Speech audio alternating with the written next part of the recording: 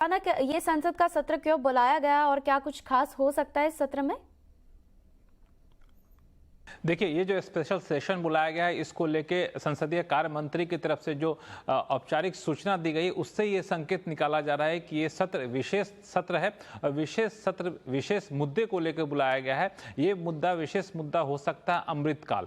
दरअसल सरकार अगले 25 साल तक या फिर कहें कि आज़ादी के 100वें साल तक 2047 तक सरकार अमृतकाल मानने का फैसला लिया था। उस अगले 25 साल में कहें या 2047 तक सरकार क्या रोड मैप रहने वाला है, देश को आगे ले जाने का, किस मुद्दों पर फोकस रहेगा, क्या क्या अहम कदम उठाए जा सकते हैं और क्या अपेक्षा की जाती है, इसको लेकर के अलग अलग प्रस्तावों पर, अलग अलग विकल्पों पर इस संसद के सत्र में चर्चा हो सकती है।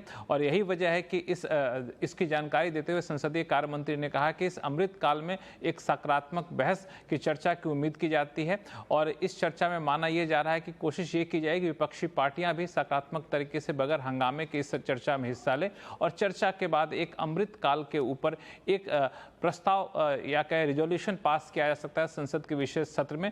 और ये विशेष सत्र संसद के नई बिल्डिंग में होने की पूरी संभावना है। संसद की नई बिल्डिंग का जो उद्घाटन प्रधानमंत्री ने किया था, उस नई बिल्डिंग में संसद सत्र होने की संभावना है।